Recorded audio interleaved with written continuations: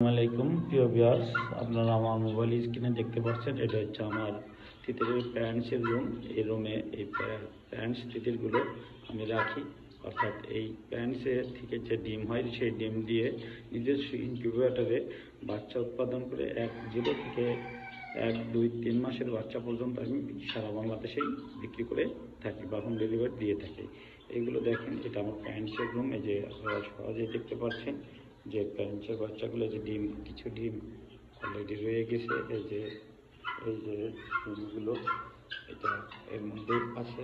এই যে